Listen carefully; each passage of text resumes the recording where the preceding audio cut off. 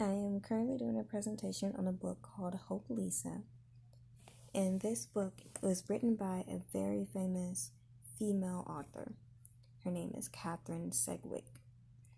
Now, this author was a very intelligent female. She unfortunately had very little school due to her taking care of her sick mother.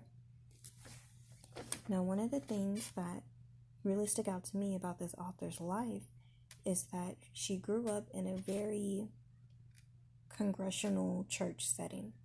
Now, what this means is that everything is done by the church. The voting, anything politically going on with the city is done through the church, which is predominantly male because males voted the other males in. So it was mainly a male organization taking care of the city through a Christian window frame. So it was very religious based, but also controlled by the males. Now, one of the things that she switched to later on in her life, which is actually very similar to her father, is she switched to utilitarianism. What utilitarianism is, it is a very open viewpoint where everything is equality. They accept gender to be equal, sex is equal, age is equal, like nobody is viewed different than the other. It goes on to race, sexuality, and different religions as well. Even though it's based on Jewism and Christianity, it's also open to like Muslim and different other religions.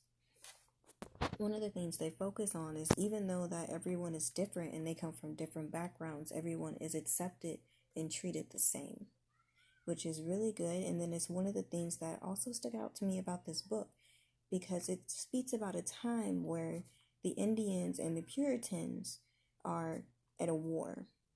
So they're fighting back and forth, they're killing each other's people. One side think they're better than the other, and the other thinks the same. So it's a lot of back and forward killing.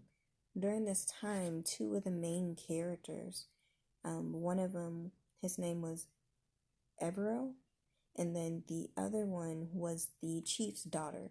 So one of them is a Puritan. He's a Puritan son, and his father is a minister, which is one of the hierarchies of the colony. And then the other one is the chief's daughter.